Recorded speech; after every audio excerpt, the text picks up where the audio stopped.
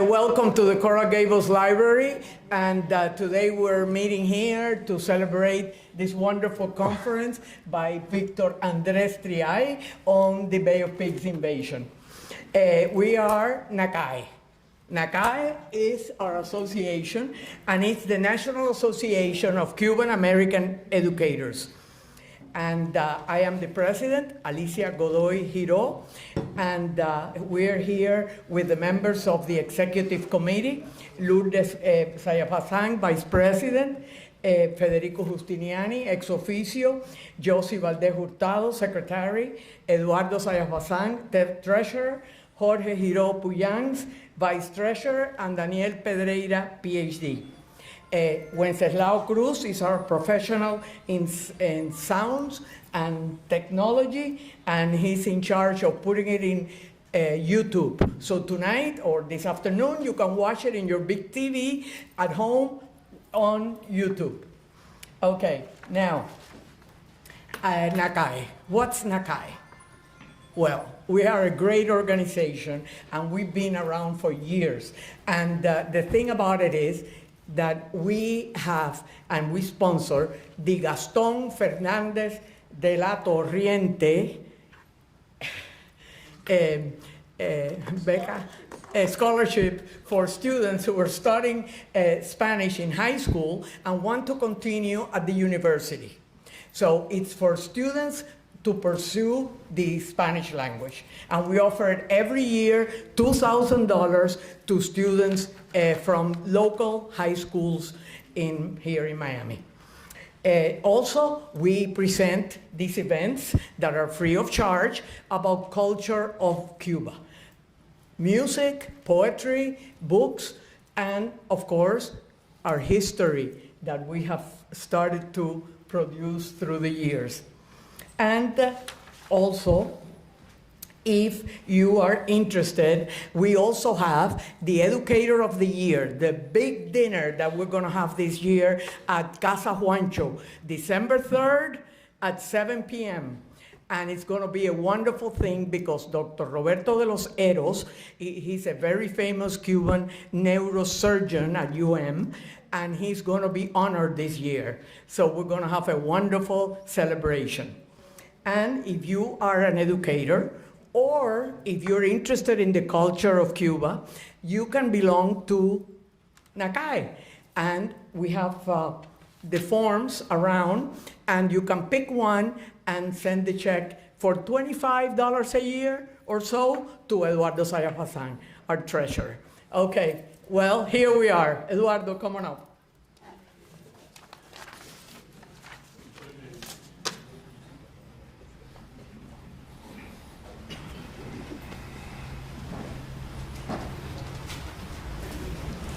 Thank you, Alicia.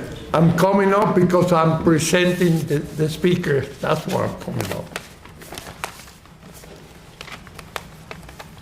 Our speaker this afternoon is Dr.Triay, who was born and raised in Miami, Florida.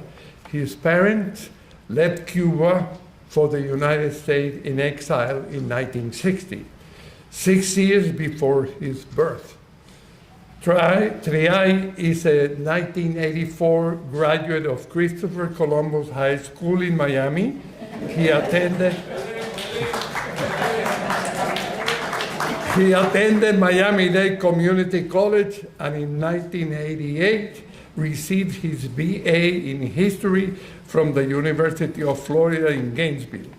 He subsequently attended Florida State University in Tallahassee, where he earned both his M.A. in 1991 and his Ph.D.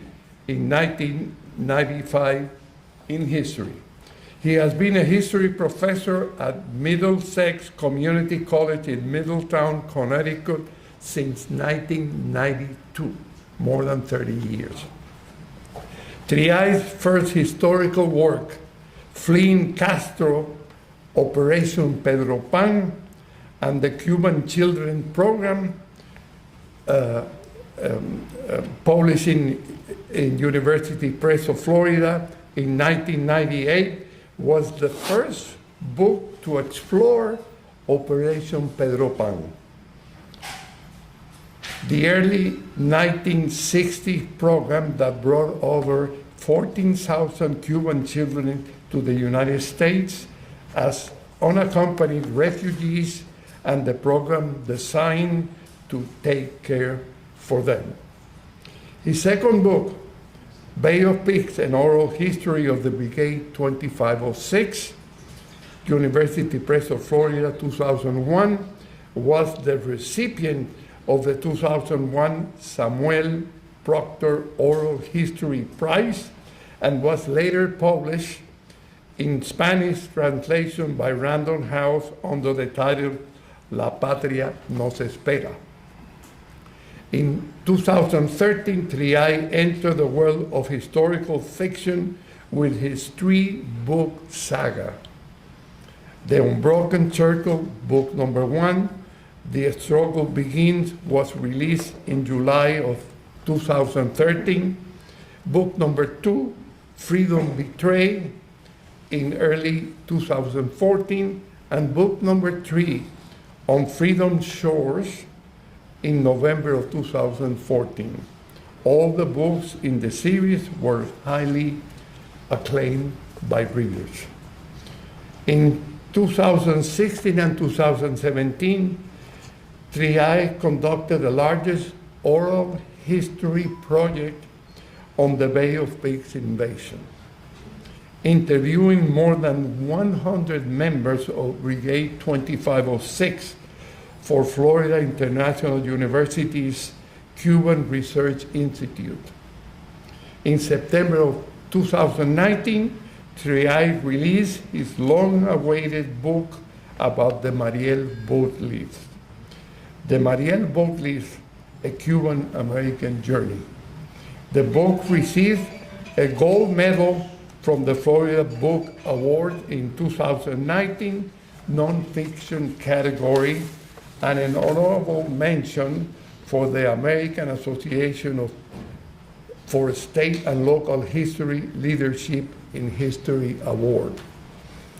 In addition, being the historian of the Brigade 2506 is what he does for the brigade.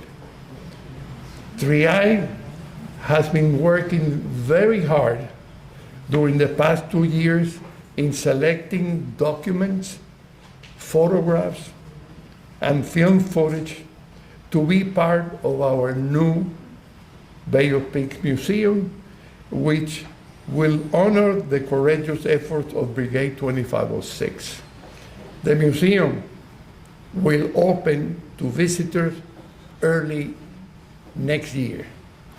You're all cordially invited to visit our new museum, which is going to be state-of-the-art, and we are very proud of what the museum will offer. Without further ado, I present to you our speaker, Dr.Triay. Thank you.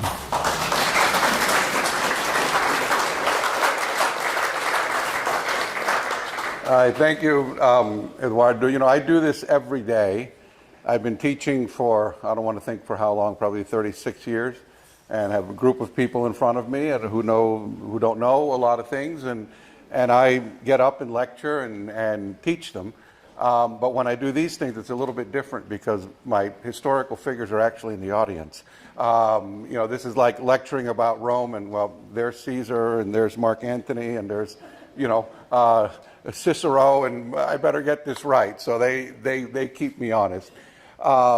Anyway, so this presentation is a little bit different from what I usually do because so many people know what led up to all of this. You know, we know that Fidel Castro came to power in 1959, promising democracy and the Constitution of 1940 and all that wonderful stuff. But we know that almost right away, almost from the get-go, he indefinitely postponed elections.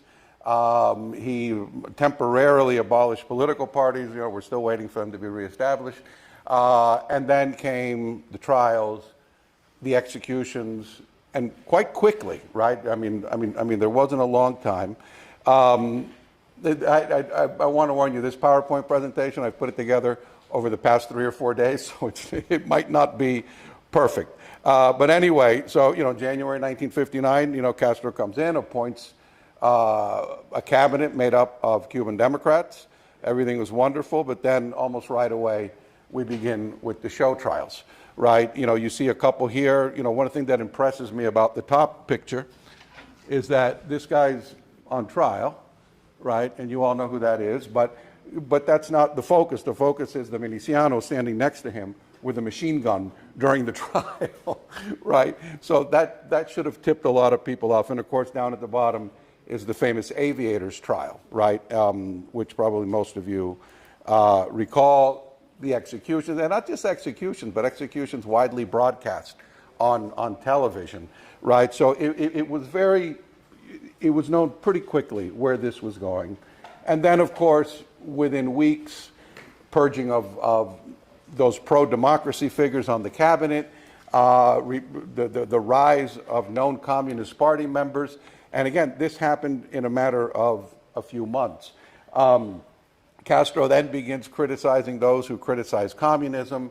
People started getting worried, and pretty soon people are leaving the government, people are leaving the armed forces, like Pedro Díaz-Lanz, Hugo Matos, and then all the talk was about communism. Is this communism? Has communism entered Cuba inside this democratic Trojan horse, which is kind of what happened. And already by late 1959, by the last quarter of 1959, a lot of people clearly saw this is communism, right? This is not what this pretended to be.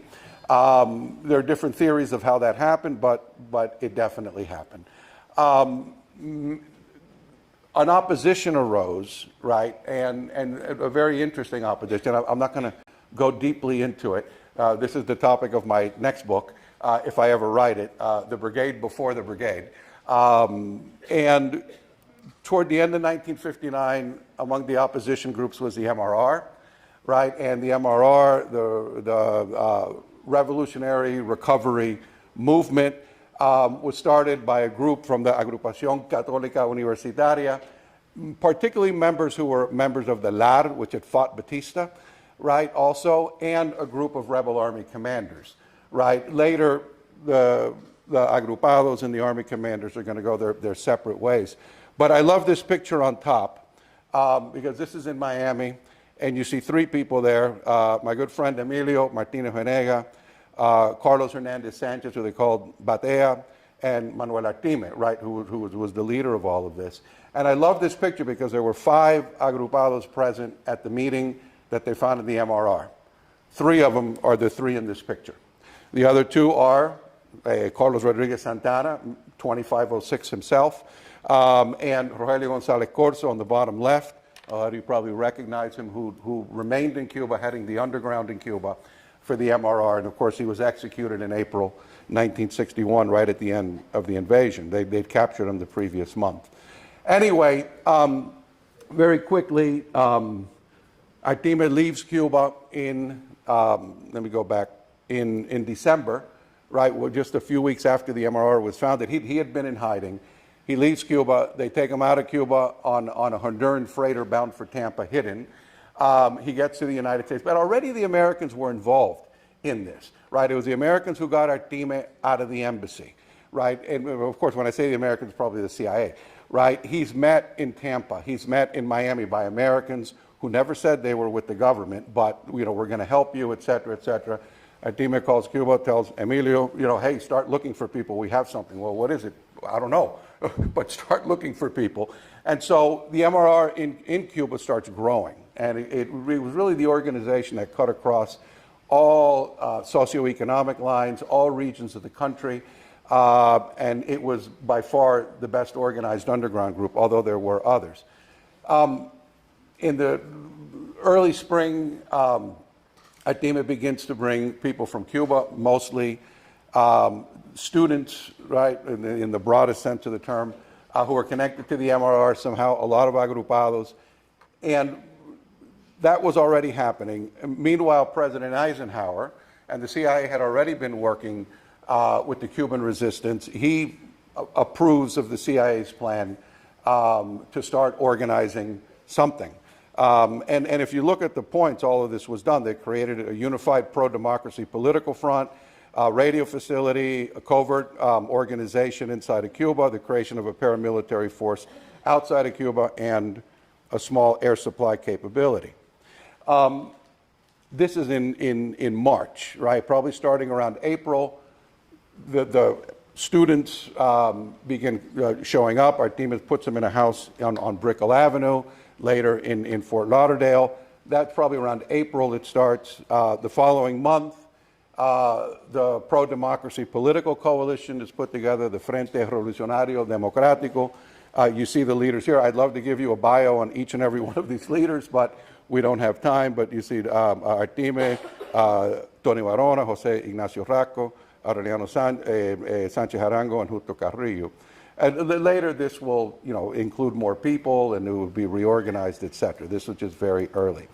Artime in Miami, though, does something that was very unique. He reaches out, right, and I'm not sure what the nature of the ex-rebel army commanders that he had the alliance with at first, but in Miami there were a number of former Cuban Constitutional Army young officers with no connection to Batista that were here, that were eager, to fight, and he reaches out to them and says, hey, fight with us, we're planning this, we're not sure what it's going to be, but it's going to be big. There was an individual by the name of Carl Jenkins, an ex-Marine who was a CIA guy working with both groups. They agreed to join Artime's group, even though this was made up of former students who in some cases had fought, some of this group, or at least there were, some mild tensions between the two that'll get worked out. But at first, it was kind of an unusual alliance, right? But one that was very positive for the group. In late May, early June 1960, the first 66 were, and a lot of them had been graduates of the Cuban Military Academy. They were cadets, they were officers, they were trained, they were competent, which is what this group was missing because there were no militarily trained people that Artime was bringing over. In late May, early June 1960, and you have to understand, everything that happened was always with all this mystery. Nobody was ever told what was happening or where they were going. It's like, we're leaving tonight. And cars are sent, they pick up the students on Brickell Avenue in Fort Lauderdale in the middle of the night and start driving west. Nobody has any idea where they're going. Later, the officers, the same thing, meet us here and nobody knows, and Hugo Suera could tell you an interesting story about it. I would retell it. But we don't. But I'm pressed for time, and maybe at the end if we have time. But it's a great story. They're all taken to Usepa Island off Southwest Florida, which the CIA had leased. This was a former resort that I think had been put in mothballs during the Great Depression. It was quite nice and quite comfortable. But there's where the CIA conducted aptitude tests, psychological tests.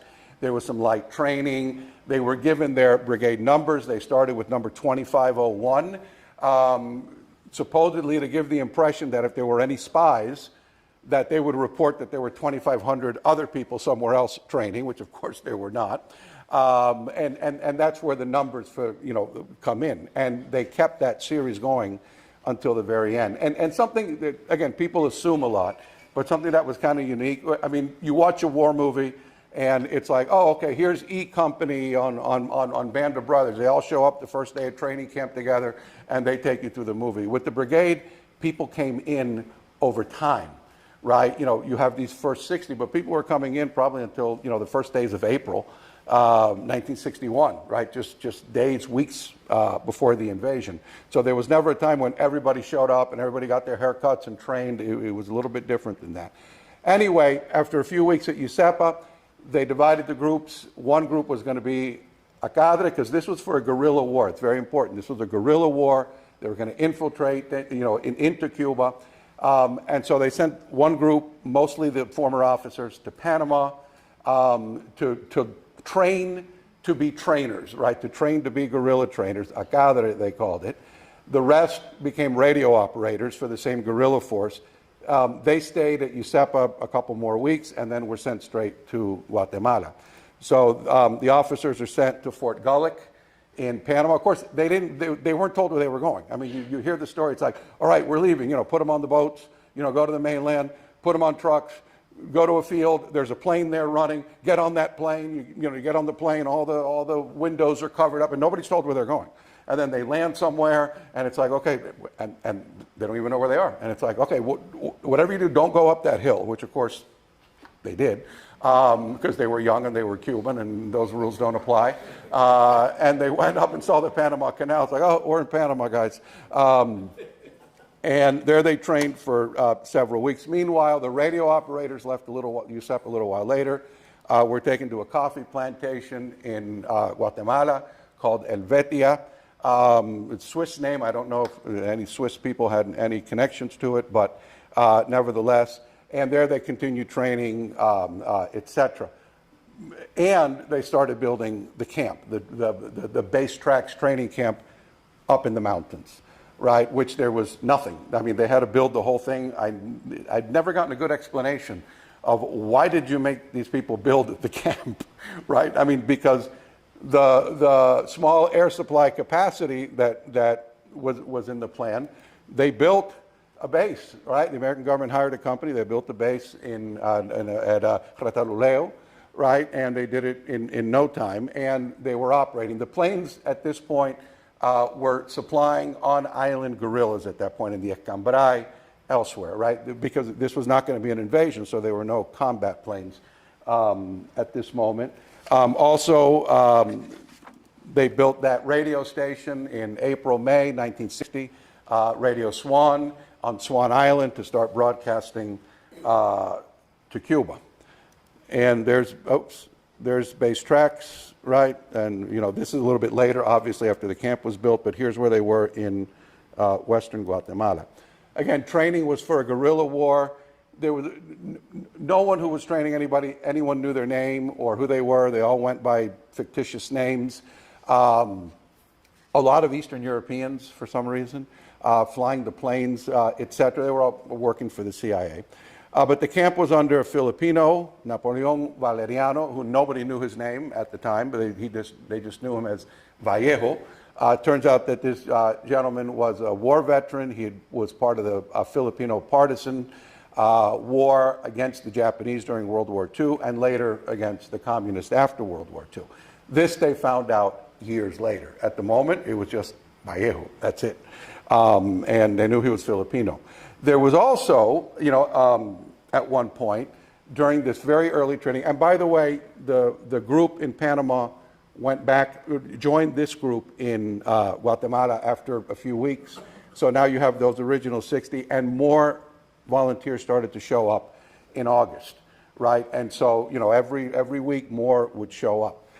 And during this period when they were training for a guerrilla war, right, because that was the whole goal, a bunch of Eastern Europeans showed up. Nobody knew their real names, but they had been experienced, and they began training them in counterintelligence, in psychological warfare, in propaganda. And since everybody was foreign, right, and they didn't know much about them, and they were like heroic figures, the Cubans nicknamed them Los Halcones Negros, right? The Blackhawks, which was a popular comic series of these heroes of different nationalities. Anyhow, the recruits kept coming.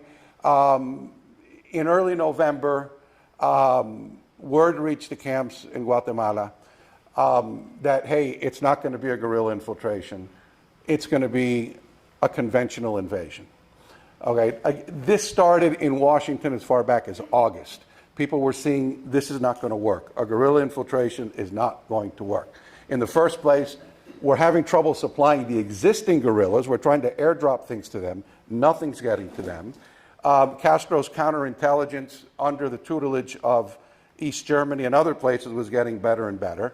And they needed a shock action, right? And plus, every week that went by, Castro's forces were getting stronger. MiG pilots were training. MiGs were due in Cuba at some point that nobody knew at that moment.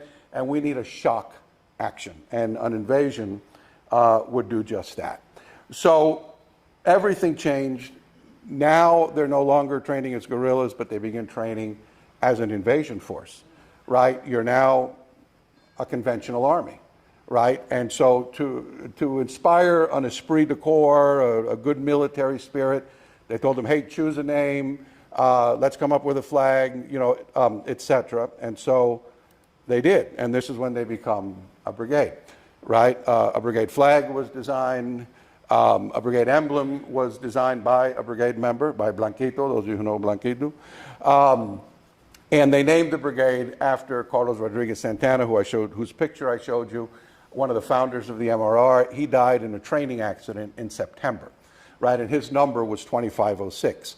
And so in honor of him, they named the brigade. New volunteers began to show up because now a lot more men were needed. There was a time when there was very little. There were problems in Miami, but probably around January, more and more showed up. But it was the same mystery, right? You went to a Frente office somewhere or some recruitment office. You signed up. You went home. Somebody gave you a call. And for most people, it was, you know, the first day, there was a safe house in Coconut Grove. They were taken there, said goodbye to, you know, their wives or their parents or whoever, and then put aboard, you know, vehicles that they couldn't see outside of. Maybe not everybody, but a lot of people. At night, you didn't know where you were going. They opened it up. You were in an airfield somewhere, and there was a plane ready to go, already warmed up and on. You know, run to that plane. You got on the plane. All the windows were covered. Nobody told you what was going on. Nobody told you who was who, where you were going. Nothing. This was all, you know, all this mystery. And a lot of people knew by this time it was Guatemala, even though it was supposed to be this big secret.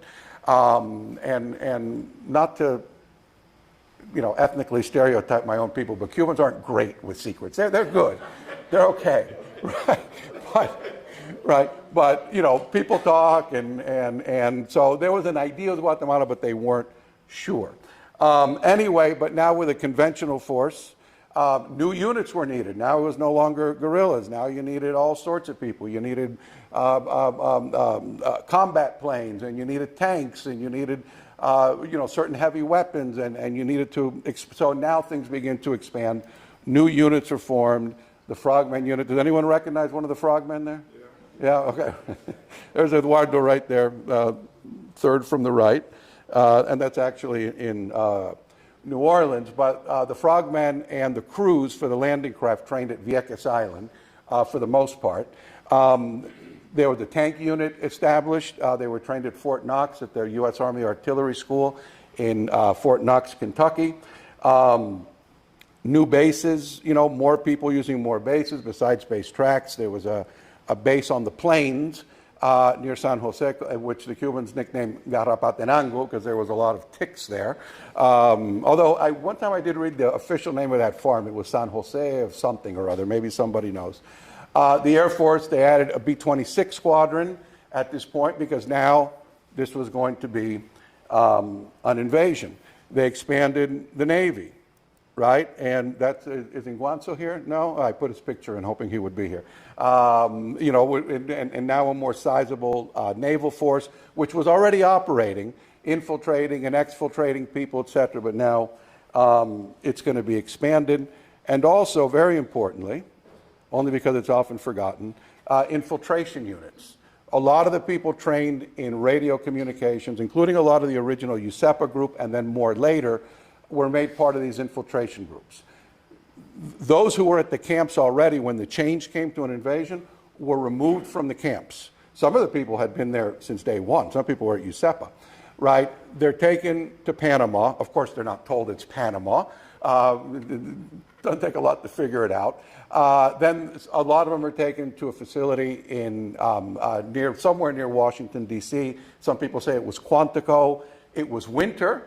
And just like with the Pedro Pan, a lot of people, the most impressive thing was that their first snowfall, right? They saw snow for the first time and went crazy. And then they also sent a lot from that facility to South Florida, way down in what people generically call Homestead, which is the agricultural region south of us, to a farm, to a tomato farm, to continue their training in radio operation and in intelligence, etc. This picture, I like this picture a lot. There was a lot more infiltration people than this. But in the middle, you see Harold Feeney. Harold Feeney was the head of U.S. Naval Intelligence in Guantanamo, and he worked a lot with the Cubans. On the left is Rodolfo Hernandez Herrera, who they called Sea Fury, and the one on the right, some of you might recognize, that was Tony Izquierdo. And Feeney was at Guantanamo, and some of the infiltration people were infiltrated through Guantanamo. But their job was to be to enter Cuba in the weeks before the invasion. Some went as early as January to begin working with the underground. They had different assignments. The different teams had different assignments. Some, were to work with the existing groups, the MRR, the MRP, the Student Directorate in the urban areas. Some went to train alzados in the countryside, right? They had all sorts of different assignments. And some were infiltrated through Guantanamo, those who went into eastern Cuba. Now, the first plan was to do this in the city of Trinidad. Mind you, none of the Cubans knew this, okay? Nobody knew what the plans were.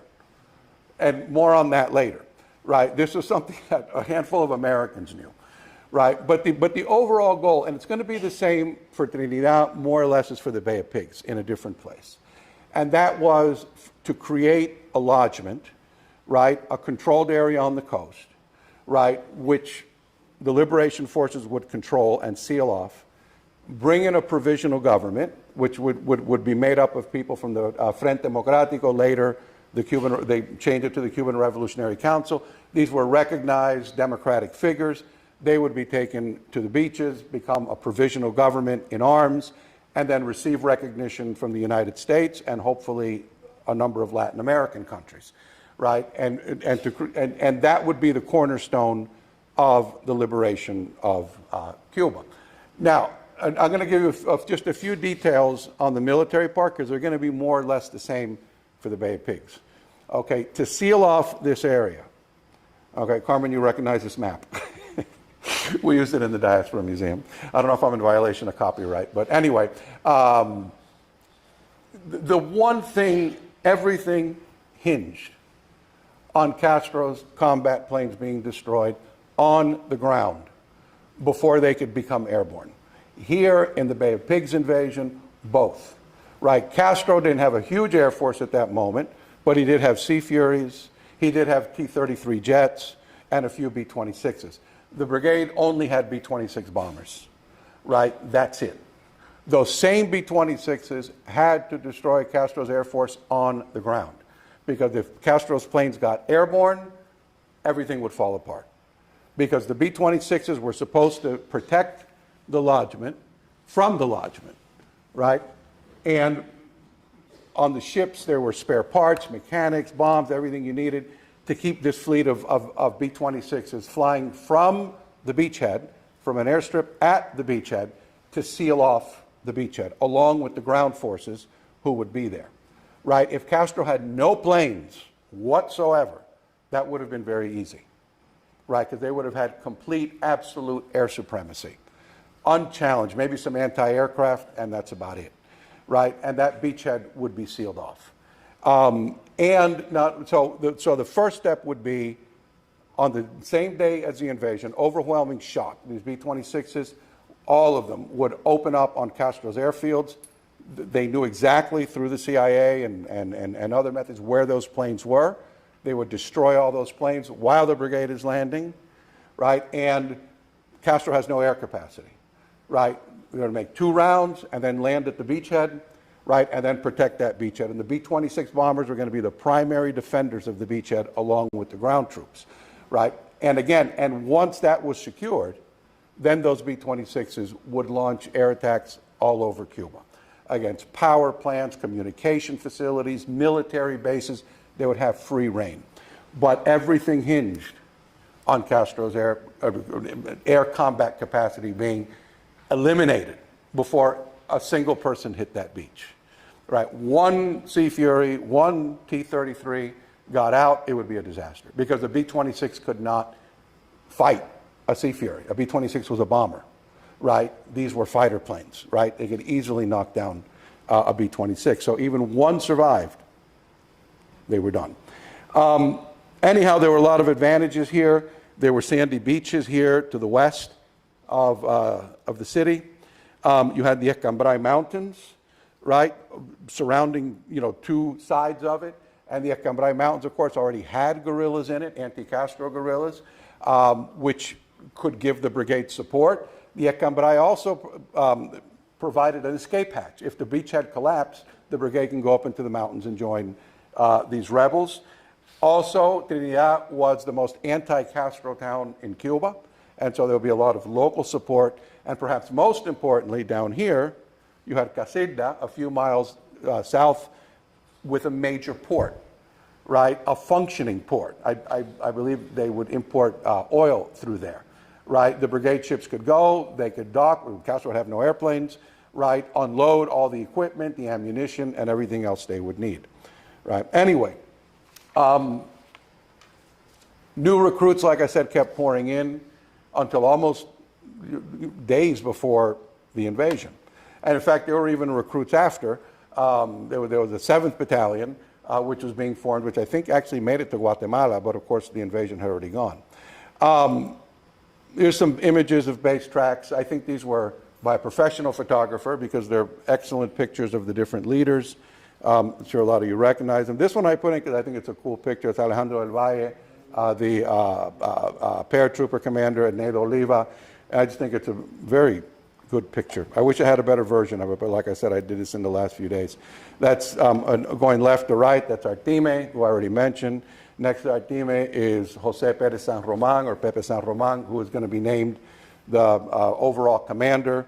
And that's Antonio Maceo, the 3rd or 4th, who was part of all this. And that, of course, is Tony Barona from the Frente. Anyway, in 1960, late 1960,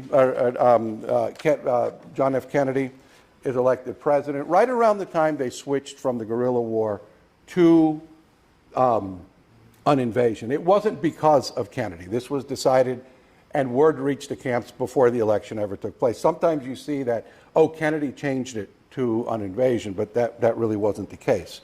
Anyway, he's a few months in office. He knew about the Cuba invasion. He knew there were camps when he was a candidate. He was briefed just in case he won.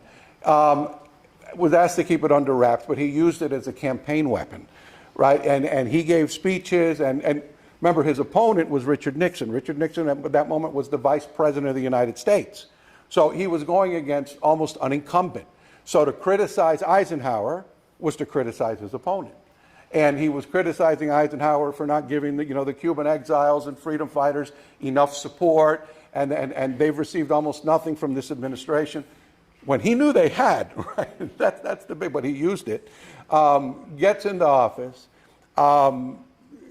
doesn't pay a whole lot of attention to the Cuba. I mean, he knew what was going on, but the first big official meeting with the president won't be until March 11th. Okay, almost 2 months after he was in office. And he sat down with the Cuba Task Force, all these people from all these different agencies, from the State Department to the CIA to the Joint Chiefs of Staff that have been working together on this. They present him with the plan, which he kind of knew. And for Kennedy, plausible deniability was very big. Though it had always been under the shadow of plausible deniability, okay, which was, we're going to help these people, but we don't want the U.S. hand to show, right, for a number of political reasons, right? Kennedy took it to a whole other level, right? Kennedy was willing to undermine the viability of the operation to achieve plausible deniability. And on that fateful day of March 11th, he orders a number of changes. This is, remember, the invasion was April 17th. This is March 11th. Okay, things are getting ready to go. He doesn't like the invasion site at Trinidad. He says it's too much noise, it's too visible, find another place. What? Now? We've been planning this for months, right? I mean, at least since January they had been planning it, right? And all the intelligence and all the logistics and everything else. By Tuesday, this is a Saturday, March 11th, this Saturday. By Tuesday, he approved the plan to land at the Bay of Pigs, right? Just like that, you know, on a dime.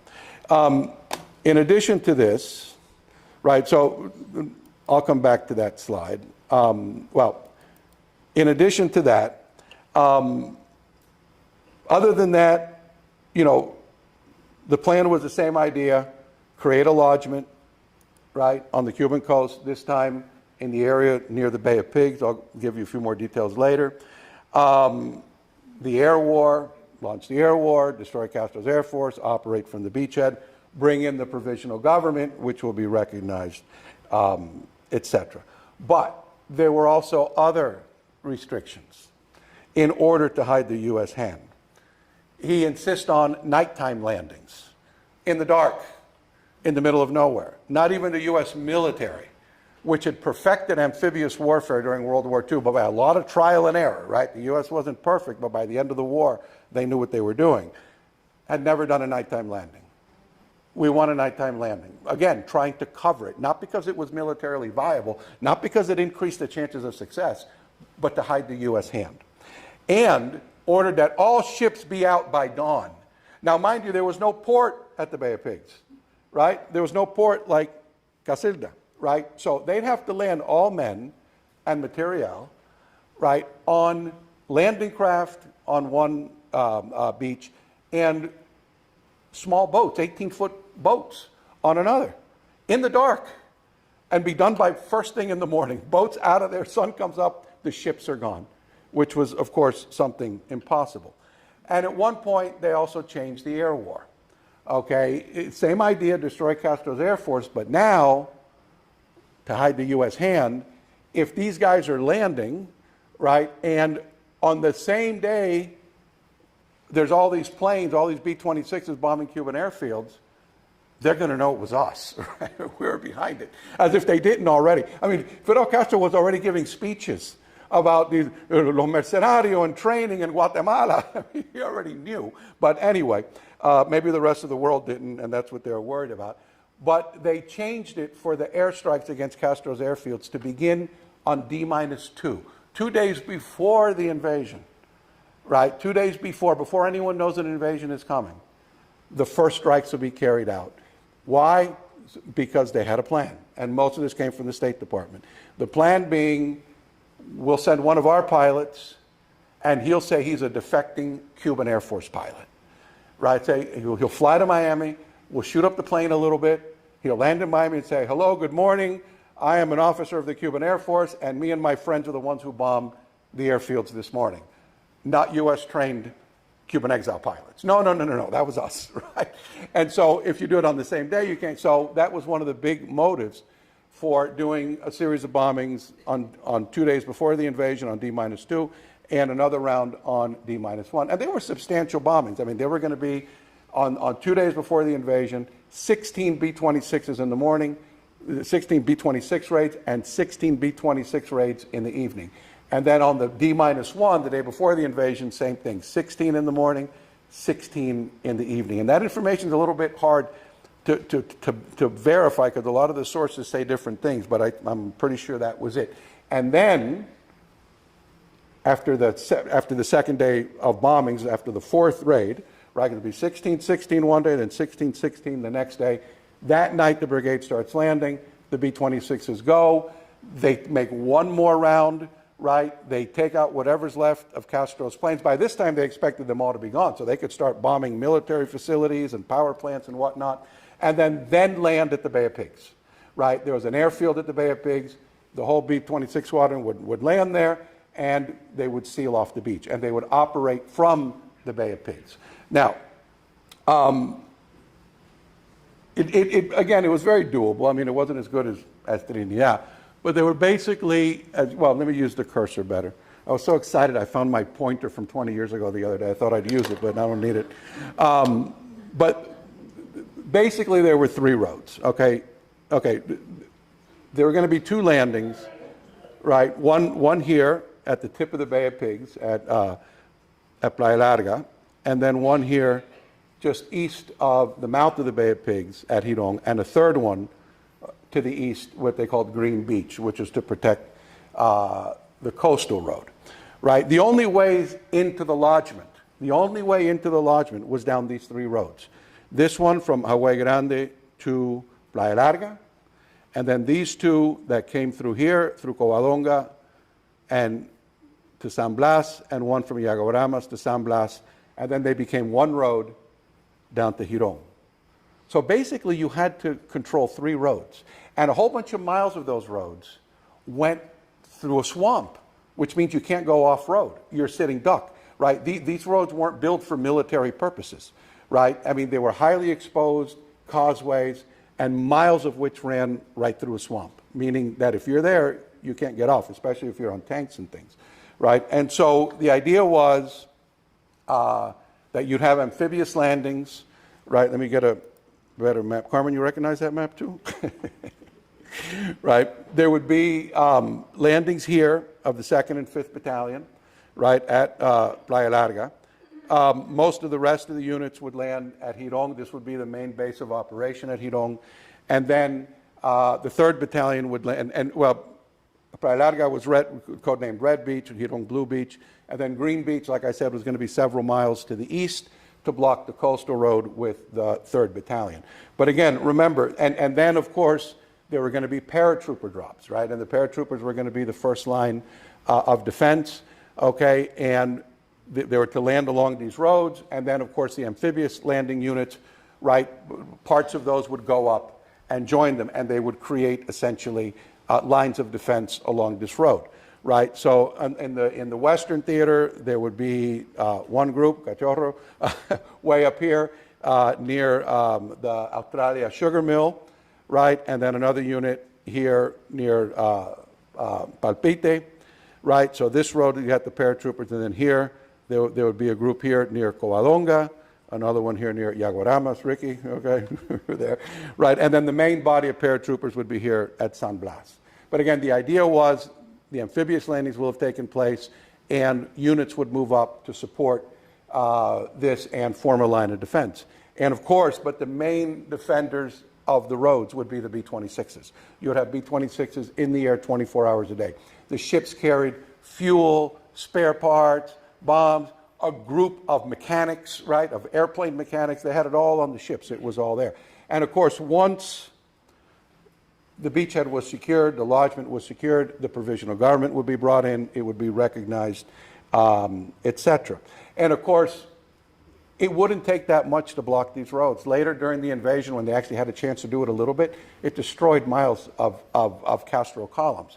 Nothing would have gotten down those roads. Nothing. Zero. Right? And then, of course, the pilots could then start focusing on the broader air campaign against military bases, like I said, power plants, communication facilities, troops moving on the highways across Cuba, etc. They would have had free reign over the whole island, and they would have knocked everything out. Communication, power, oil refineries, everything. It would have absolutely paralyzed Castro's ability to conduct war. And of course, at the same time, supposedly the underground, which the Americans were working with very closely, which includes the brigade's infiltration units, they were to be alerted when all this happened, so they would be busy blowing up bridges, sabotage, ambushes, not to mention all the alzados in the mountains all around Cuba and in the countryside could go on the offensive, right? So it would be this explosion all across the island, right? Which, of course, we know, unfortunately, isn't what's going to happen.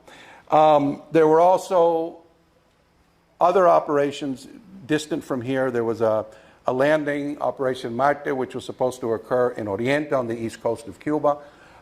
They were to land, go up into the mountains, and start to carry out raids, and also in part to distract Castro from the main landings, because he wouldn't know where it was coming. There was another operation, Operation Mirage, which was to occur off the north coast of western Cuba, and this was brilliant, and they actually did it, and it actually worked. The U.S. had this system of using radios and barrels or something to make it sound like an army was coming, like there was a battle going on. And they actually did this, and Castro had to send troops up there during the invasion, including Che Guevara, waiting for this invasion. But in any event, so the brigade continues training. People keep showing up. People are assigned to different units. People trained at Garapantenango, at tracks, and of course those who were sent away. The frogmen at Vieques, later in New Orleans, the tank people in Fort Knox. But everybody by April is together and getting ready to go. It's announced the invasion's coming. Some people had been in this thing for over a year, just waiting and waiting and waiting and waiting and waiting and not knowing if it's going to happen. So it was like a release. And it's like, just, you talk to anybody who was there and it was just absolute joy, right? Finally, after all this time, we're going to liberate Cuba. They were airlifted from Guatemala to Puerto Cabeza in Nicaragua. You see the long pier here where the transport ships were. Most of the troops are going to go on these transport ships. The transport ships were supplied by the Garcia Line, which was a Cuban-owned company, one of the companies that was still in private hands. Eduardo Garcia, you see him here in the bottom right. The American intelligence people reached out to him. He took no profit from this. It would just be for cost. He insisted on being on one of the ships, which he was. And they told him, but don't worry. Nothing's going to happen to the ships because Castro's going to have no military capacity at all. Right? He won't have any planes. He won't have anything. You go, you drop the people off, drop off the supplies. That's all you got to do. And he agreed to do it without any profit whatsoever. And he was the son of the owner. Right, and I mean, he was meeting with CIA people in New York and parks in Washington. All this is very cloak and dagger. A lot of this, right? Whether it was Eduardo Garcia meeting with these people, or an 18-year-old who signed up and is in this mysterious house in Coconut Grove and being put on. So it was all it was an intelligence operation. So it had those features. Finally, once the troops were secured on the ships again. Security was always the big thing. They finally separated the leaders and gave them a briefing. This is where they found out where the invasion was going to take place. Not even the leaders, not even the political leaders, not the Miro Cardona, to the Tony Guano, nobody knew where this was going to happen until this moment that the Americans revealed it. And so you see them here. And anybody recognize that gentleman right there? Hugo Suero, he's hiding. There's Hugo. There's Hugo right there. And then, of course, I believe, and Hugo and I have talked about this picture a lot, this is after the briefings when they were taken to the main invasion ship. You can tell it's not during the invasion because they're not wearing camouflage. They're still wearing khaki uniforms. And there's San Roman, there's Oliva, there's Artime, Ferrer, the whole group is there of the leaders. Anyway, in addition to the transport ships, there were also two command ships, two LCIs that were converted for this. One was the LCI Blagar, right? And that was under the leadership of the CIA agent Grayston Lynch. Grayston Lynch was a U.S. veteran of World War II. He'd fought in Normandy, Battle of the Bulge, later at Heartbreak Ridge in Korea. He was a native Texan. And he was going to end up becoming kind of like the on-spot commander, at least during the first half of the first day, right, with the landings. The other LCI was a Barbara J. This was to be at Playa Larga, right? Lynch was supposed to be at Giron, the LCI Barbara J. at Playa Larga. And under the command of Rip Robertson, another Texan and World War II veteran from the Pacific, now working for the CIA. In any event, let me do this. All right. The ships leave port. They all go on a different route to Cuba because they didn't want to see all the ships bunched up somewhere. They were shadowed by American vessels. Part of Task Force Alpha. I mean, the United States they had aircraft carriers, submarines, the whole thing. It's like, and when a lot of these young, Cubans are seeing these ships, I mean, think of the confidence that you have, right? The Americans are behind us. They're accompanying us. They're shadowing us, to Cuba. I mean, and those who came on planes and can see the fleet, they were like, wow, this is going to be huge. It was like a World War II movie. We can't lose. We can't. I mean, people were worried about the ships. The ships were old, but it's the Americans. And that's a very important factor, because a lot of the people who participated in the invasion grew up in the afterglow of World War II, where the United States always won. Every American was John Wayne. They don't lose. They can't lose. How can the Americans lose? That's impossible. And they set out to do something, right? They're supermen, and that's who we're going in with, right? And again, but it was still very high risk, because keep in mind that all these Cubans here in Miami at the time, they were stateless refugees.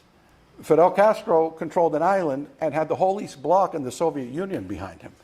How are the Cubans here supposed to fight Castro without the United States? It would have been pointless. Right? I mean, they could, at that moment, probably barely afford weapons. And of course, but we're going in with the greatest democracy in the world that is determined to do. All you had to do is listen to John F. Kennedy's rhetoric during the campaign. That inspired a lot of people. I mean, they're going in with us. Anyway, meanwhile, back at Puerto Cabezas in Nicaragua, there's an airfield. The B-26s are there getting ready to carry out their raids from Puerto Cabeza. The paratroopers come in. Of course, they were going to go straight on airplanes from Puerto Cabeza, so they weren't aboard the ships. And this is a famous picture of their briefings. There's Cachorro and probably a couple others who are here right now, right? In any event, and they take off. But little did they know what was happening elsewhere. Because from the moment they left on April 14th until a few hours before they landed, they had no idea of what was going on. They became world news, right? And you can shift. If I were making a movie, I would shift city to city. Washington, New York, Miami, Havana, Tokyo. Right? Castro's reach was so big that when the first bombings happened, there were protests at the U.S. Embassy in Tokyo. Okay, I mean, imagine, and a lot of other cities. But they had no idea. April 14th, okay, the night before the first bombings. Remember, the first bombings were to occur on D-2. April 15th, 2 days before the invasion. 16 B-26 raids in the morning, go back to Nicaragua, 16 B-26 raids at night against Castro's airfields to destroy Castro's Air Force. That was at the maximum. The day before, President Kennedy's talking to Richard Bissell. Richard Bissell was the director of plans for the CIA who was overseeing all of this, a Connecticut native, right, from Farmington. And he asks him almost in passing, so how many raids are going to happen tomorrow? And 16? And Bissell had been lobbying for the invasion. He was like the one really, at meetings, etc. And Kennedy just says, according to Bissell, that's too much. Cut it. Oh, okay. So he said he didn't say by how much, so he just cut it in half. So instead of 16 planes, it would be 8. And then at some point, and there are different versions of this, right? The second raid on D-2 was also canceled, right? Was canceled. The evening raids, the last light raids. And then both air raids, the 16 in the morning, 16 at night on D-1, the next day, were completely scrapped. So you have one raid at half force going in 2 days before the invasion. Meanwhile, also on April 14th, the landing in eastern Cuba, Operation Marte under Nino Diaz, a number of things happened. They got to the coast, and what was supposed to happen didn't, who was supposed to be there or who wasn't supposed to be there, and they had to abort that mission and go back the next night, and they had to back off again because the whole place was full of Castro people at that point. April 15th then, in the morning at dawn, the B-26s leave Puerto Cabeza. They attack 3 airfields in Cuba. San Antonio Los Baños military airfield, the airfield at Colombia in Havana, and an airfield in Santiago de Cuba. Right? The raids are completely successful. That one half strike destroyed half of Castro's combat planes, right? You could see here a picture of Santiago de Cuba's airfield. You see these planes destroyed, these Cuban Air Force planes. This is also not at Santiago, but in the attack on Colombia, the first two combat casualties of the brigade, a pilot, Daniel Fernandez Mon, and his navigator, Gatón Pérez Rangel. They come back, everything's great. Nobody knew exactly what was going on, right? In Puerto Cabeza, they just knew that the afternoon raids weren't there, and they weren't told much. But meanwhile, after the raids, and this brigade pilot did not want to do this, but they, they picked him, and he did it on the condition that he get to go back to Nicaragua and participate in the invasion, which he did, and fought very bravely. But they shot up his plane a little bit in Puerto Cabeza.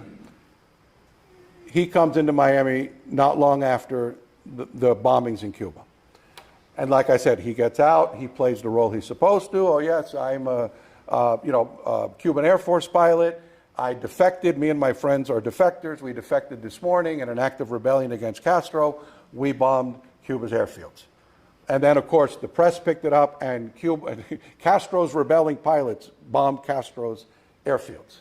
But the story was, the fiction was so hastily put together, right? And I know when I do something, and I know some people get mad at me, I would go with every little detail that I can, right? Because if you don't, the whole thing can blow up. And here it was stuff like, wait a second, but Cuba's B-26s, the nose is different from this one.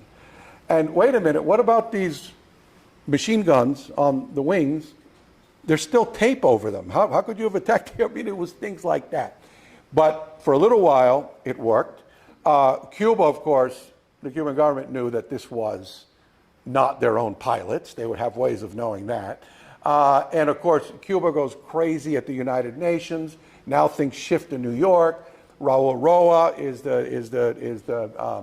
Cuba's UN ambassador, and a ruckus breaks out. The U.S. ambassador to the United Nations, Adlai Stevenson, he's told the lie. I mean, he contacts the State Department and say, did we bomb Castro's airfield this morning, or was it really Castro's people? No, it was really Castro's people. Oh, like, all right. So he goes before the United Nations and says, no, look, here's the plane. These were Castro's people, et cetera, et cetera. But as the day wore on, the fiction fell apart, right? And it was clear that something was starting with the United States behind it, right? And so people got very nervous about this, and things started to happen, right?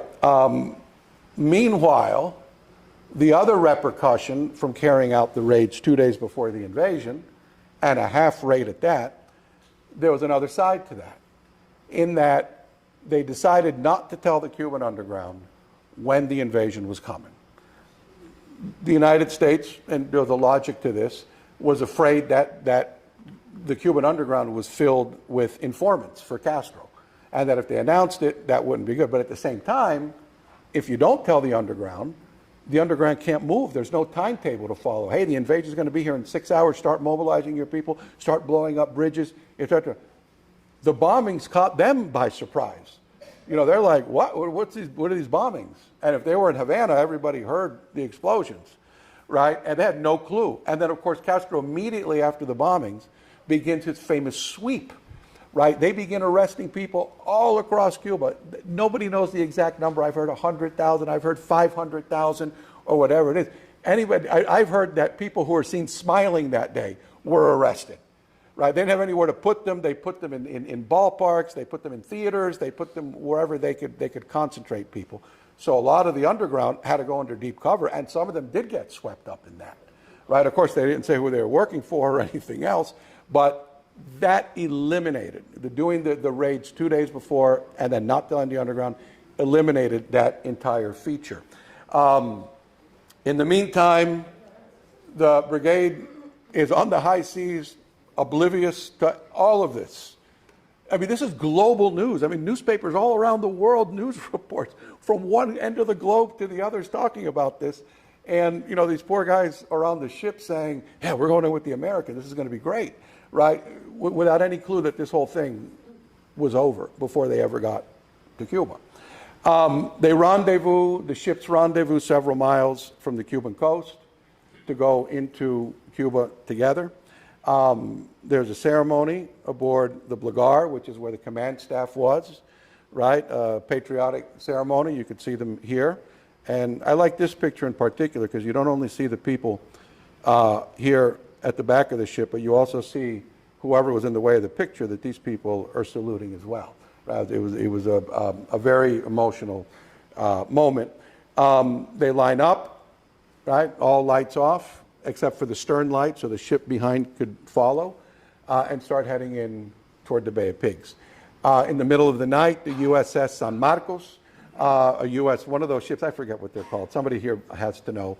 But they're the ones that you can open up one end of it and it fills with water, and then boats can come off of it.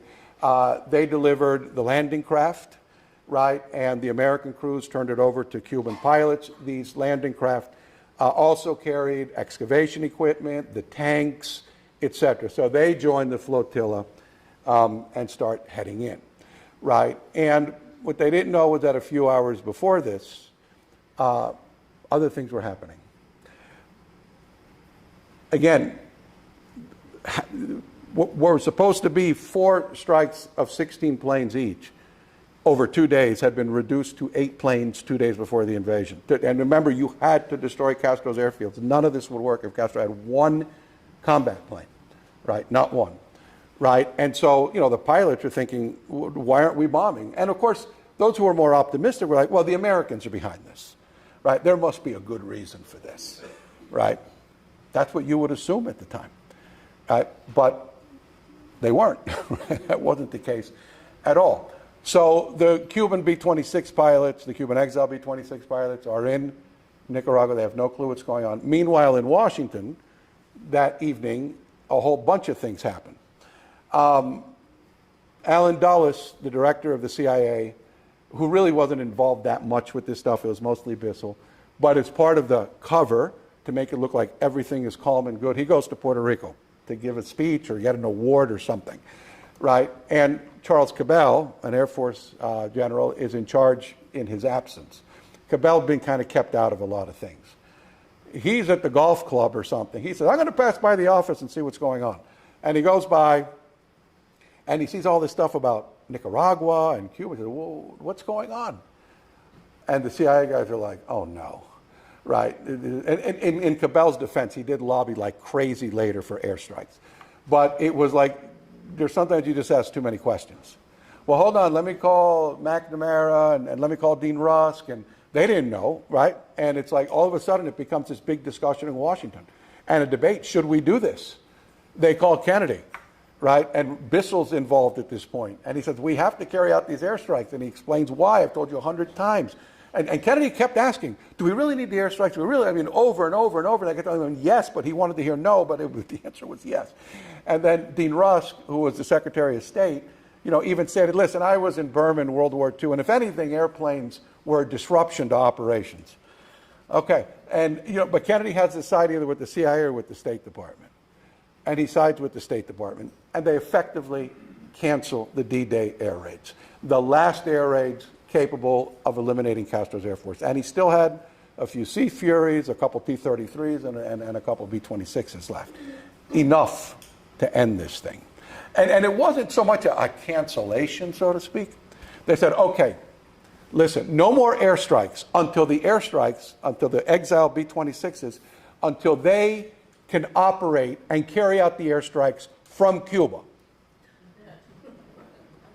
They can't even land in Cuba because Castro still has planes.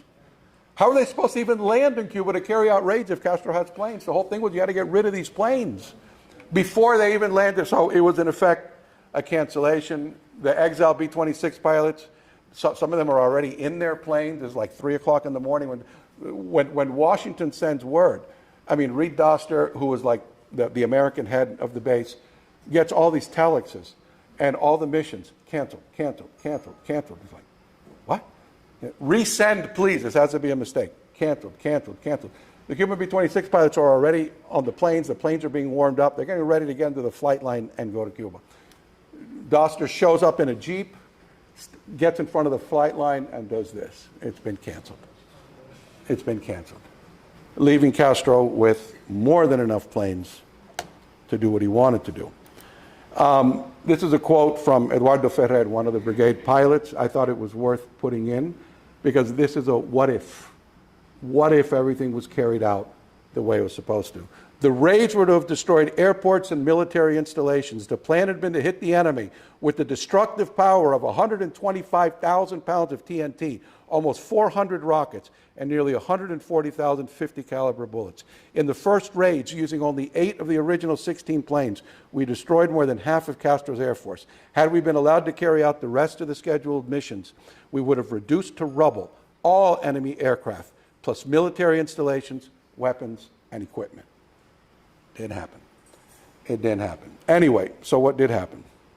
Well, the landings occur. I'm going to try to be quick about this, and I know I got a bunch of brigade guys here who later are going to say, well, me se te olvidó mencionar, whatever, right?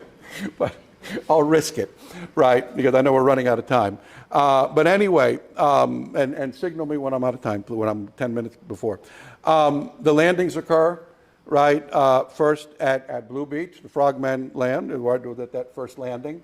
There was a lot of coral rock. A lot of the Cubans told the Americans this shore is lined with coral.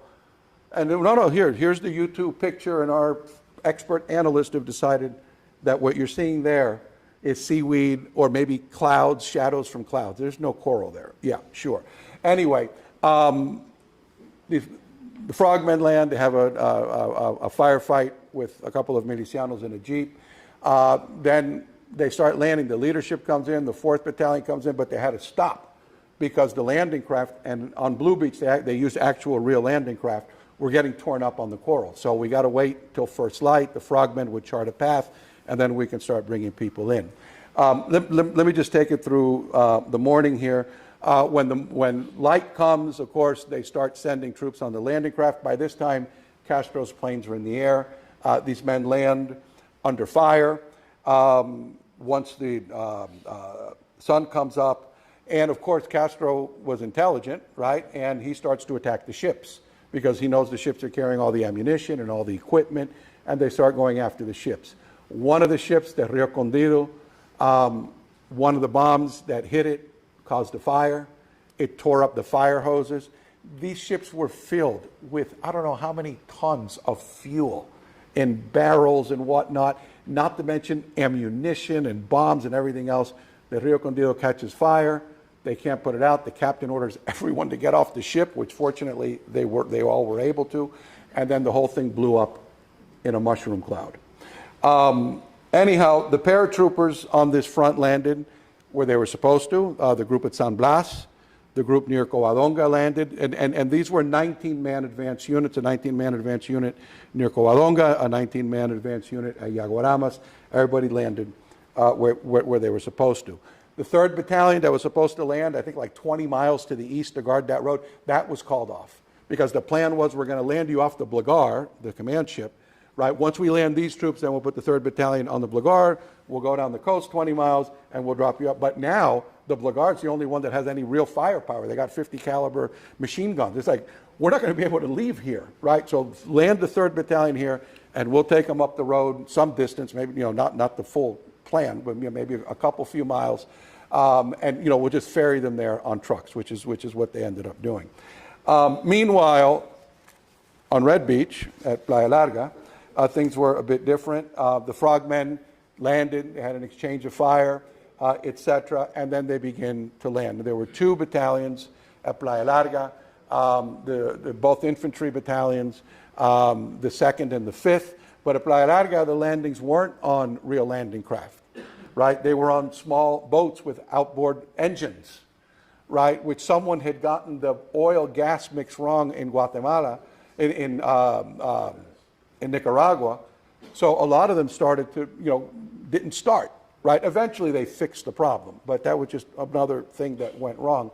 And the 2nd Battalion begins to land, you know, little by little, in the dark at night. Again, there was some fire initially, which the Barbara J, you know, fired and took care of that. And then by sunup, when dawn came, the 5th Battalion was still aboard the Houston. That was the cargo ship on this front. And I think one squad from the 2nd Battalion might have still been on the Houston, but now it's dawn, and now a B-26 comes into view. Mind you, the brigade had B-26s because Castro had B-26s. And the brigade B-26s were painted like the Cuban Air Force's B-26s to fool the enemy. So when this B-26 comes over the beach and heads out over the bay, it's like, oh, there's our air support, wonderful, right? And then it starts to fire at the Houston. And it's like, oh, maybe it's not ours, right? And then, of course, you know, pandemonium breaks out. The 5th Battalion still aboard the Houston.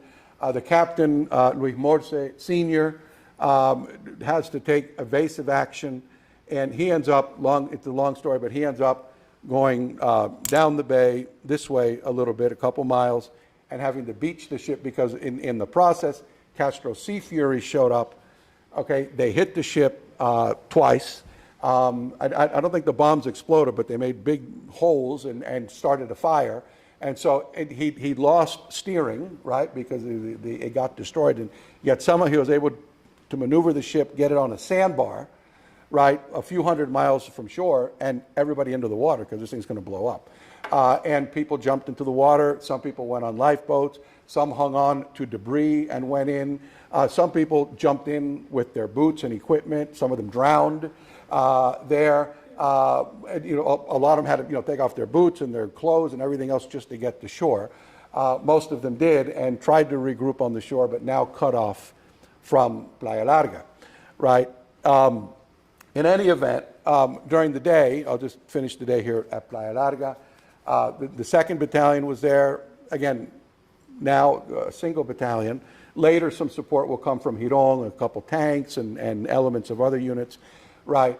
But around noon, a relatively small Castro force. And mind you, even with all of this, this was a success, right? Because at the end of the day, by morning, the brigade had taken a 40-mile beachhead, despite all the mishaps. And in every military operation, there are mishaps, right? They took a 40-mile beachhead, had it secured.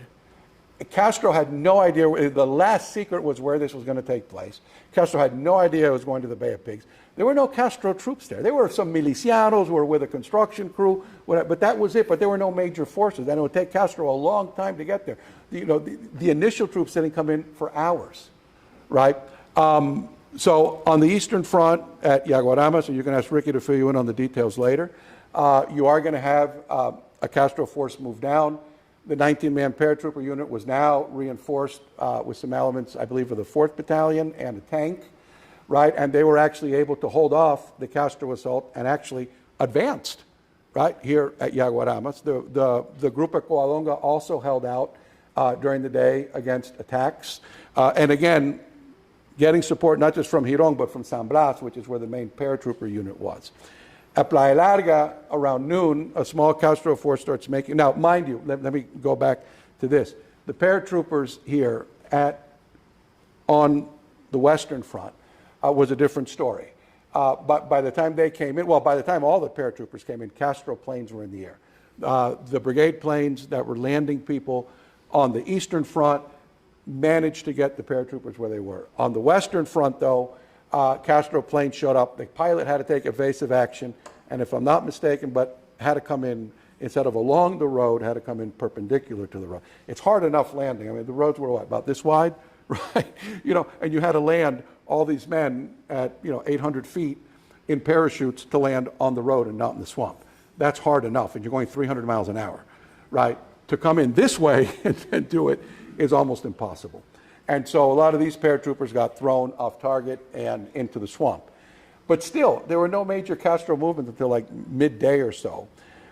They come in, a small Castro force, the brigade advance unit from the 2nd Battalion see them. The brigade was well positioned. They opened fire and destroyed this force. Later, at around 3 o'clock, now the group at Playa Larga, reinforced with a tank and elements of other units, is set up along the same road. And now a much larger Castro force starts to come in. A long line of buses and jeeps and armored cars and infantry, and coming right into the brigade's bullseye. I mean, they did that, and some people thought, this can't be. They're not this stupid, right? This is are they coming from behind us? You know, because this can't. And they were right there. And once they got into range, the brigade unloaded, began to destroy it, and then, and this is an important point on a number of levels. The B-26s in Nicaragua, okay, had been allowed at this point, they've been given permission to provide air support over the beaches in pairs. You got to think about that.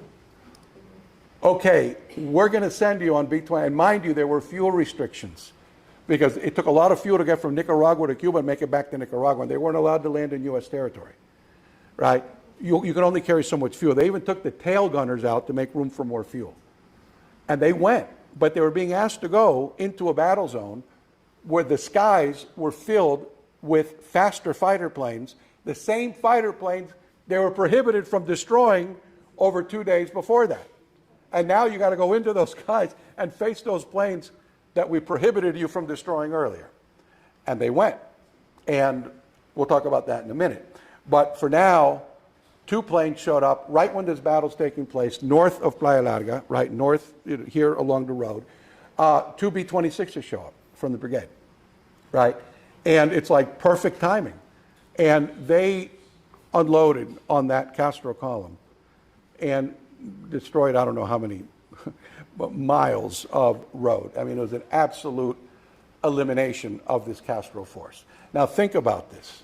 These were 2 B-26s that had maybe half an hour over Cuba before they had to get back. Imagine if you had 22 B-26s at Girón, 24 hours a day, 7 days a week, infinitely supplied, nothing would have come. If those 2 planes with only a few minutes over the battle zone did that much destruction, imagine 22 planes, 24 hours a day. Nothing would have gotten through there. Anyhow, so Castro backs off, and everybody knew he was going to come again. Meanwhile, on the Eastern Front, the group at Covadonga is facing a huge force, and they're eventually, they fought off a number of assaults, and they're eventually going to be evacuated to San Blas, to the main paratrooper base. At Yaguaramas, they held out throughout the night. The next morning, they'll back up and go to Orquitas for several hours, but we'll get to that in a minute. Anyway, but meanwhile, at Playa Larga, everybody knew Castro was coming in. The brigade commanders chose a crossroads. People call it the rotunda, right? But it was a major crossroads that Castro would have to come through, right, no matter what. And so they set up around the rotunda.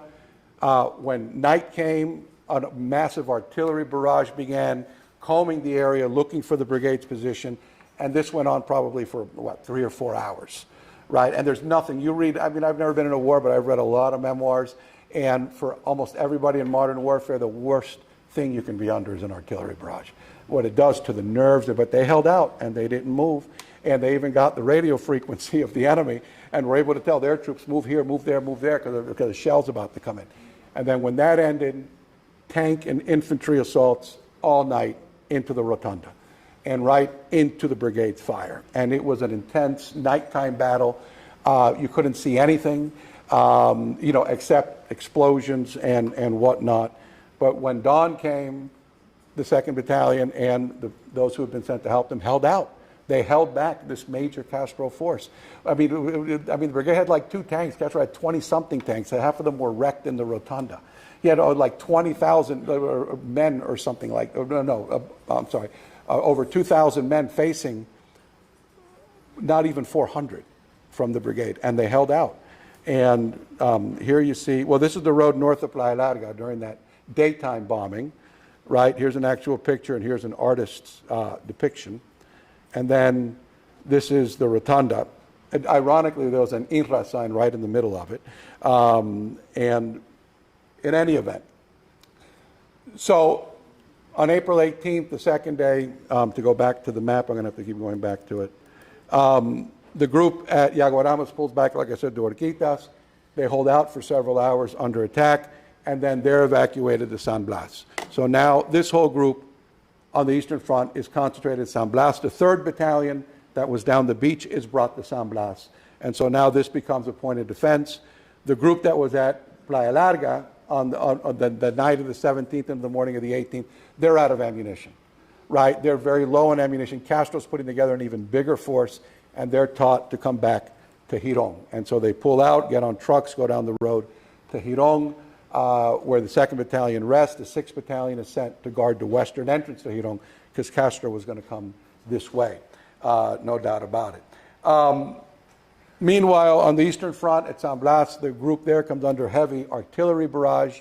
They have to evacuate the town. They set up a new line a few hundred yards down the road from the town in the direction of Girón and hold out there. Meanwhile, on the 18th, they get word on the beach. The ships that were left, I forgot to mention this, after they eliminated the Houston, blew up the Rio Condido, the other ships in the brigade were ordered from Washington, get out because we're going to lose all the ships. Go to international waters.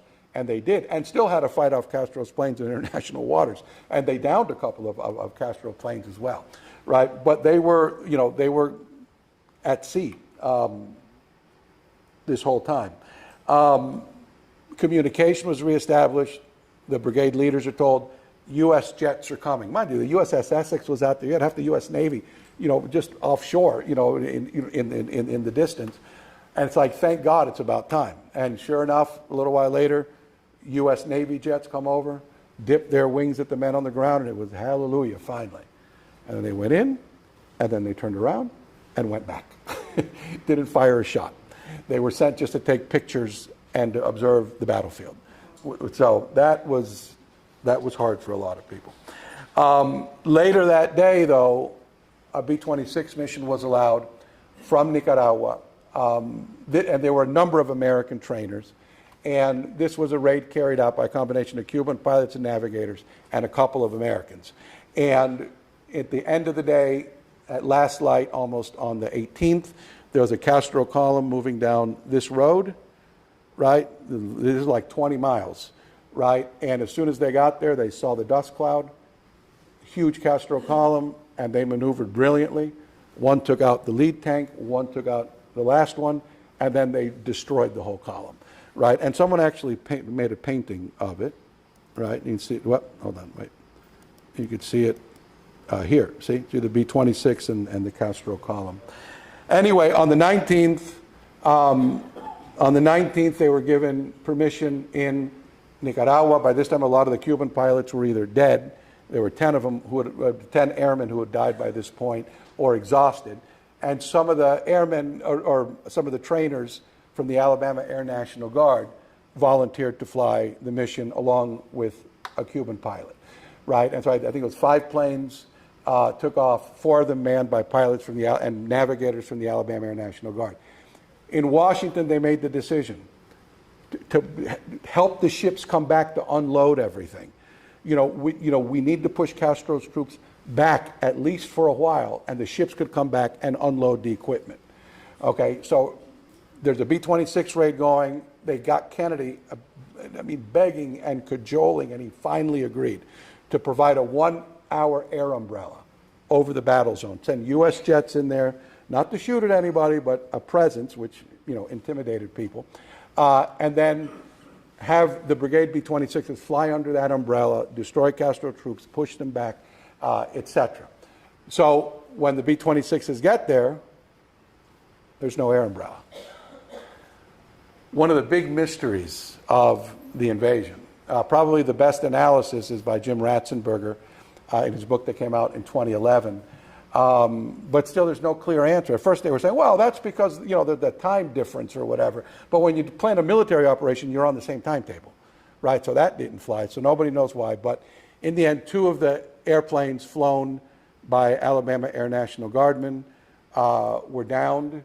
2 pilots and 2 navigators from the Alabama Air National Guard perished in this operation, and you see their names here. One of them actually landed, crash landed, and they were shot after they crash landed.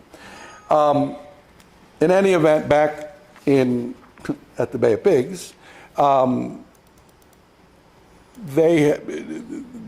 one Cuban pilot, Herrera, he'd actually bombed San Blas, Castro's troops there, caused some pandemonium. The troops a couple hundred yards south of San Blas, Del Valle, the paratrooper commander, orders a group of them, I think mostly from the 3rd Battalion, to advance, to take back the city. And of course, Castro's people were freaking out because now they're being attacked. Some of them run, but eventually the brigade force ran out of ammunition. He probably did it to give himself some space to retreat further, and they retreat further back to this bend in the road and set up a line here, right, a last line of defense. Meanwhile, on the western entrance, the 6th Battalion had been facing Castro's arriving forces. Now the 2nd is sent now to join them, and so you have the 6th and the 2nd Battalion, and on both fronts, they fought almost, the entire day. More and more tanks, more and more troops, and the brigade running out of ammunition. Many men run out of, the tanks were running out of ammunition. The 75s, the 57th, everything was running out. Eventually, the group at San Blas, little by little, and they held off a number of assaults from Castro's people, including tanks. Their forces start to withdraw to Girón.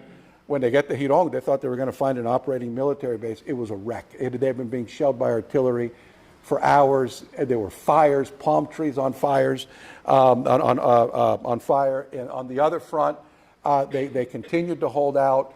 They were being attacked down the road, on their flanks. Oliva even sent Company G from the 2nd Battalion to go in the area between the road and the shore, which was all grape trees and all sorts of other vegetation, to push forward, to at least push the people on their flanks off a little bit. And they eventually retreat closer to Girón and try and hold them off. Eventually, the order goes out from the leadership. The leadership is in touch with the Blagar. When are you coming? When are you coming? Well, we're going. But by this time, the beachhead was collapsing. The order's given, break up, reunite in the Ecambray. Different people got different orders. But by that time, the beachhead collapsed. A group of people, mostly from the Western Front, but also from the Eastern, gather at Girón and saying, what's going on? Where's everybody? And at that point, some of them try to create this column to go to the Ecambray, 80 miles away down the road. It didn't last. But Castro still doesn't enter. Castro thought he was facing like 10,000 people because the fighting was so fierce, and he thought they were Americans for sure. He was facing like 1,500 men with 2 days worth of ammunition, and that's it. So he couldn't, he had trouble wrapping his brain around that. At this point, again, there were some wounded veterans who stayed at Girón, with the doctors, but everybody tried to get out of the battle zone because everybody thought we're going to get killed. And of course, many took to the swamps for days with no food, no water, and eventually were rounded up, most of them, brought back to Girón, concentrated at Girón, right? And there are occasions in this where there's a lot of pictures, right? The aftermath, there's a lot of pictures because the international press was all there. Castro's gloating over his prisoners, etc. And, and they're, concentrated there for transport to Havana. They began to be transported to Havana on all sorts of vehicles, on buses, on trucks. A lot of the military trucks would stop in towns or even on the buses, and so the mobs could come out and do an acto repudio, etc., on their way to Havana. Onto one truck, Omani Cienfuegos, deliberately filled it to overcapacity, was told that people would asphyxiate, and in fact, when the doors were closed, it took 8 hours to get to Havana, and 9 brigade members perished in that horror of the Ratra. I wish I had more time to talk about it. Another group, including Alejandro del Valle, they got on a boat that was offshore, a boat that actually the Frogmen and a group of others had brought in from further east, and it was still there. They got on, it's called the Celia, trying to make it to the U.S. ships. And by the way, on that last day, in the last hours on the beach, 2 U.S. destroyers showed up, right offshore. And it's like, hallelujah, finally. And then they turned around and they left. Right? They went up. I mean, for people, it's like these people are mocking us now. Right? They're mocking us now. And of course, this group on the Celia, you know, at this point, it's every man for himself. They don't make it to the U.S. ships. They just drift, and they drift all the way west, between Cuba and the Yucatan Peninsula. And they weren't rescued until they were 178 miles from New Orleans, right, in this long odyssey. 22 men, 10 of them died, including Alejandro del Valle, the paratrooper commander. There was also, and again, this is often left out of the story, right, what about the infiltration team people? Well, a lot of them were picked up in the infiltration, but they didn't imprison them as part of the brigade. They viewed them as counter-revolutionaries that were caught. 4 of them were executed. You see them here. And then this gentleman on the right, he was actually killed in a shootout before the invasion.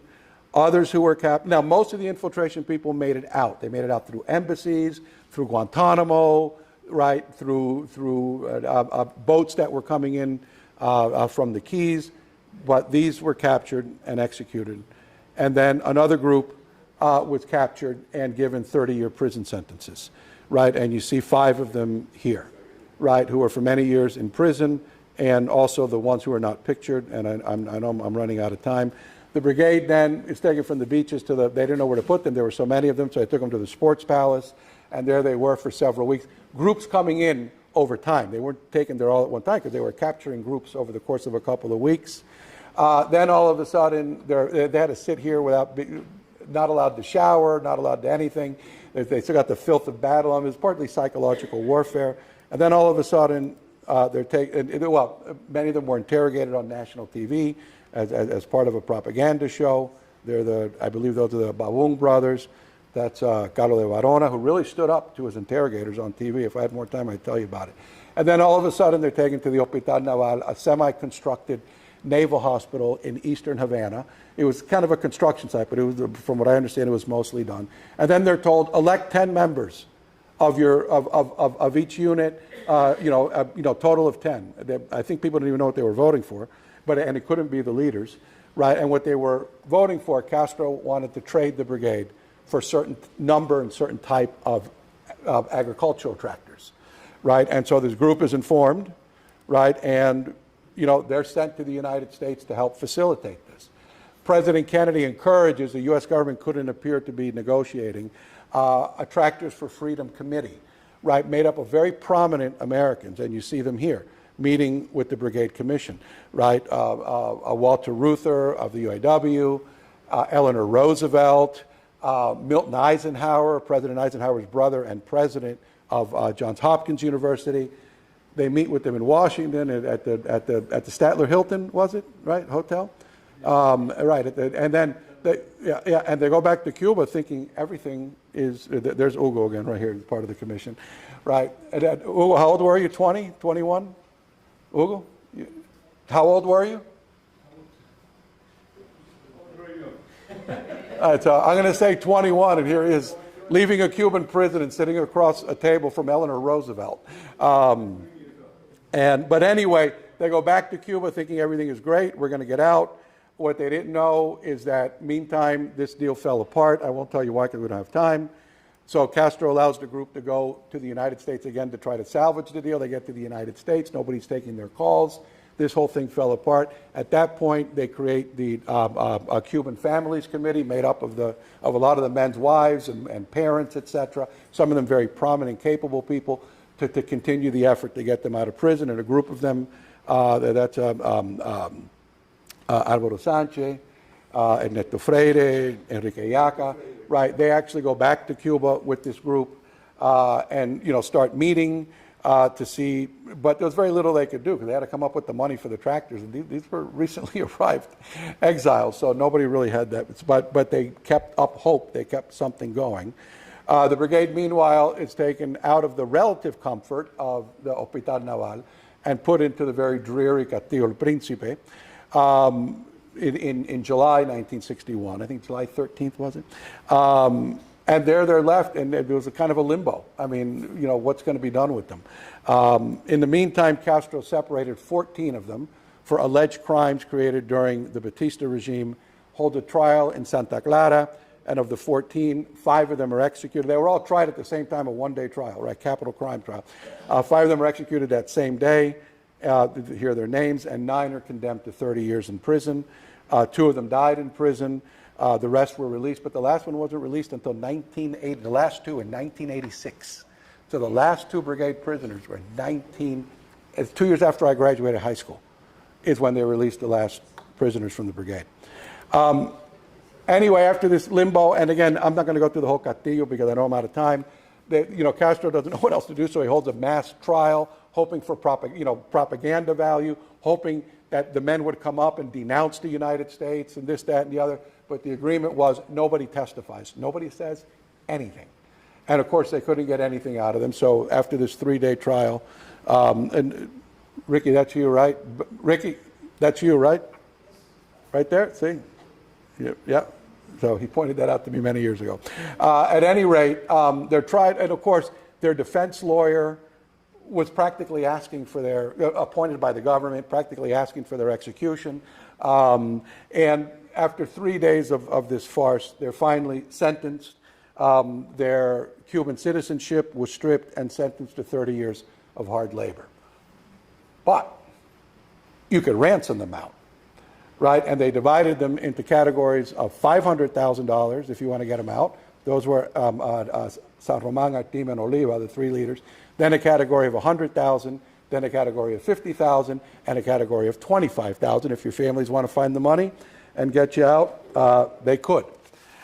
Meanwhile, I would say you see the brigade split into 3 at this point. Those that stayed in the Castillo del Príncipe, which was the majority, but those with $500,000 and $100,000 ransoms, that's Oliva and Artima during the trial, were those with $500,000 and $100,000 ransoms were taken to Isla de Pino, but not to these circulars that we always associate with Isla de Pino, but rather into this pavilion where around 113 or so men, we've been trying to pin down the number for a while, were locked in maybe a space this big, maybe, and not allowed outside. They had to spend the whole time in there for the of course, you can imagine the disease that spread in there, etc. But Castro started to meet with the Families Committee after the trial, right? Berto Barreto, called someone and they started talking. The Families Committee goes back to Cuba, and again, it was impossible to raise this money. It just wasn't, but they were going to try to do something. Castro agrees to allow out the most wounded, the most severely wounded prisoners, and in April, they're released to Miami, right? These 60 wounded, there's Eduardo again, right? They're released, met by their families, and then some of them join the Families Committee to raise awareness of the brigade in prison, etc., going on the Ed Sullivan Show. This is a group at St. Mary's Hospital in Detroit where they were being treated. Bobby Kennedy recommends to the Families Committee to hire James Donovan. James Donovan was a prominent New York City attorney, and he had recently negotiated the deal to exchange a Russian spy for Francis Gary Powers, the famous U-2 pilot shot down over the Soviet Union. Such a big incident that Tom Hanks, decades later, made a movie where he played Donovan, right, called Bridge of Spies. Well, that same James Donovan is hired to start negotiating. Here's pictures of Berto Barreto, the head of the Families Committee in Havana. And of course, after the Families Committee visited, Castro allowed a group of sons of members of the Families Committee to go to Berto Barreto's house for one night for dinner. Anyway, in the end, Donovan begins negotiating with Castro. He gets Castro in principle to agree to accept $53 million, because if you were going to pay what Castro was asking for the tractors, it was $62 million in lieu of the tractors. All right, we'll accept $53 million in food and medicine. That was at the end of August, right? And then it begins, and the negotiations, and then the Cuban Missile Crisis comes, right? And then it's over, and then the efforts go again, and then finally, Alvaro Sanchez, the head of the Families Committee, meets with Bobby Kennedy at the Waldorf Astoria Hotel on November 24th, saying you got to do something. By now, the Kennedys had more political capital because they, supposedly won the Cuban Missile Crisis. At least that was the public perception.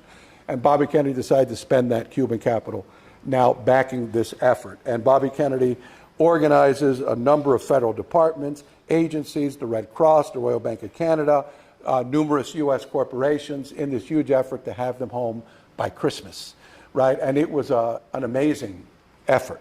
And they did it. And then on December 23rd, the men were released from the Castillo and Isla Pinos and taken to the San Antonio de los Baños Air Base, where they waited. The first shipment of goods was coming from Port Everglades on the African pilot.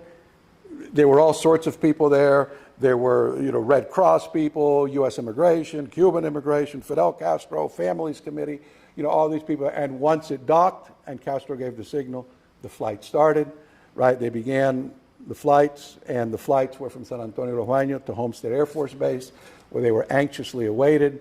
And then after Homestead Air Force Base, taken on buses to Dinner Key Auditorium for the reunions with their family. Midway through the flights, Castro stopped the flights and said, oh, wait a minute, I never got the money for the wounded that I released in April, $2.75 million. And I was like, what? And half the men had been released.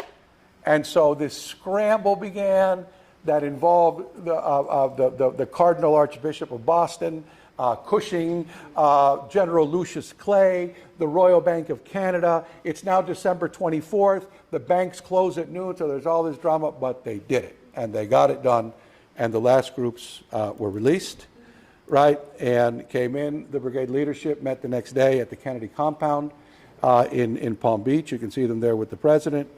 And then, of course, President Kennedy came to the Orange Bowl, and Jackie.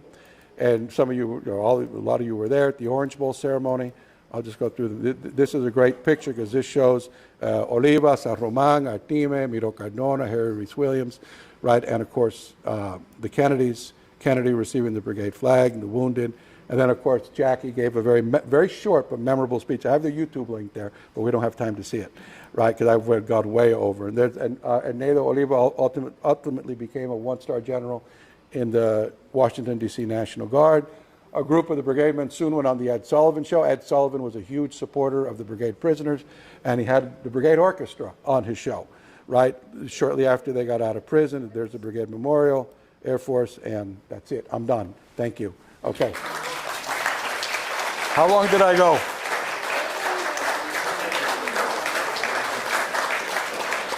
Okay. I'm sorry. I went way over, didn't I? I know Eduardo's mad at me now. Okay, no. I'm sorry. I know that I kept you here longer than you thought. So, any questions? No questions? Okay. All right. Well, thank you for coming out. Eh? I should have had a clock here, though. That was my mistake. So, anyway.